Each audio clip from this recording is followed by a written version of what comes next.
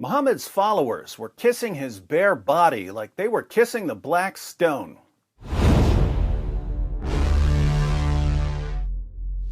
I understand that there are differences between cultures and that what's creepy in one culture may not be creepy in another culture. Muslim scholars and apologists appeal to cultural differences quite a bit when they defend their prophet. Whenever we quote passages about Muhammad having sex with a prepubescent girl, or having sex with his slave girls, or taking the wife of his own adopted son, or allowing his followers to hire prostitutes, or sucking on the tongues and lips of little boys, or glorifying the fondling of virgins, Muslim scholars and apologists tell us that it was a different culture, so shame on us for judging. The obvious problem here is that these same scholars and apologists want to imitate Muhammad in every possible way, so Muhammad's twisted tendencies are quite relevant in discussions about whether we should take him seriously.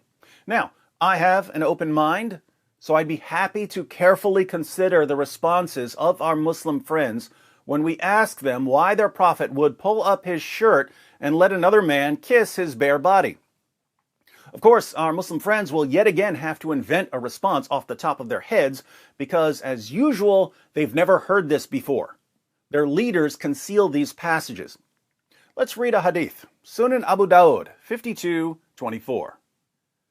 AbdurRahman ibn AbuLayla, quoting Usayd ibn Hudayr, a man of the Ansar, said that while he was given to jesting and was talking to the people and making them laugh, the prophet poked him under the ribs with a stick. He, Usayd, said, "Let me take retaliation." He, Muhammad, said, "Take retaliation." He, Usayd, said, "You are wearing a shirt, but I am not." The prophet then raised his shirt, and the man embraced him and began to kiss his side. Then he said, "This is what I wanted, Messenger of Allah." Let's read this one more time, now that we know that Muhammad's companion Usayd was shirtless throughout this adorable little scene. AbdurRahman ibn AbuLayla, quoting Usayd ibn Hudayr, a man of the Ansar, said that while he was given to shirtless jesting and was talking to the people with his abs in their faces and making them laugh while his pecs were popping, the prophet poked him under his shirtless ribs with a stick. Muhammad's shirtless companion said, "Let me take retaliation for you poking my shirtless body." Muhammad said, "Take retaliation. You take that retaliation, Usayd." The shirtless companion said, "You are wearing a shirt, but I am not. So you need to take something off, Prophet. Oh yeah, take it off." The prophet then raised his shirt seductively, and the man embraced him and began to kiss his side. Then he said, "This is what I wanted, Messenger of Allah." I've seen you looking at me. I've noticed your hot body. Don't be shy. You can't imagine how long I wanted this. This sounds like the beginning of an ISIS gay porn film. The response that our Muslim friends will invent off the top of their heads, because they've never heard this before since their leaders hide it from them, will go something like, "Oh, you know, it's perfectly normal to have a man pull up his shirt so you can smooch his milky white flesh while you embrace him and tell him how much you've been wanting this." I know that there are places like France where men will kiss other men, usually on the cheek, and in Bible times it was perfectly normal for men to greet each other with a kiss. But kissing a dude's bare naked torso while embracing him and telling him how much you've been wanting it?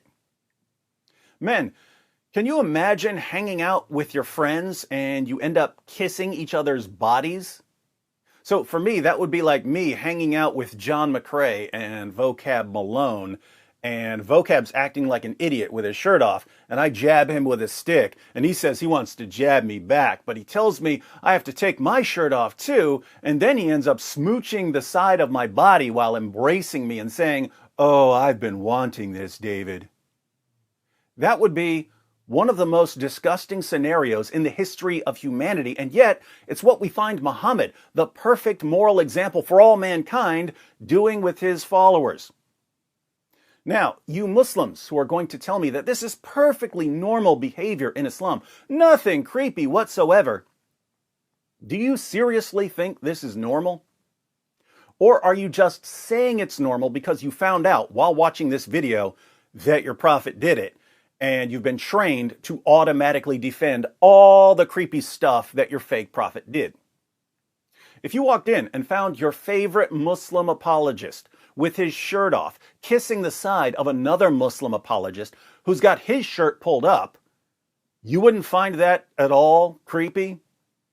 If video footage emerged of Ali Dawah with his shirt off, smooching the side of Muhammad Hijab with his shirt pulled up, and you hear Ali Dawah saying, "Oh, we've been wanting this Muhammad Hijab, and we're proud of that," you're telling me that would be perfectly normal?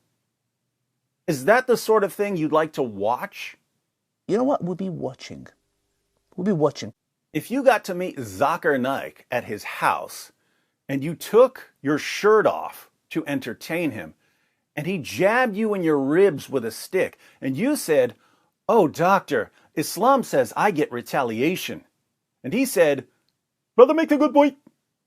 And you said, "But it's not fair because you've got your shirt on." And he said, "Brother, make the good point," and pulls his shirt up. And you put your arms around him and start kissing him up and down his side while telling him how long you've been wanting to do that. Would that be totally normal to you? After all, Zakir Naik would just be imitating his fake prophet. Now, if this were the only creepy hadith about Muhammad, we'd probably let this slide. But since we're talking about the same guy who used to walk around covered in semen, the same guy who literally proposed marriage to a baby, the same guy who told his followers to guarantee what's between their legs to him in exchange for paradise, we have to take this hadith as more confirmation that this guy was a sick, twisted, freaky, perverted fraud. It just backfired on you. It just backfired on you. This is a part of a religion. There's a reason to it. Yeah?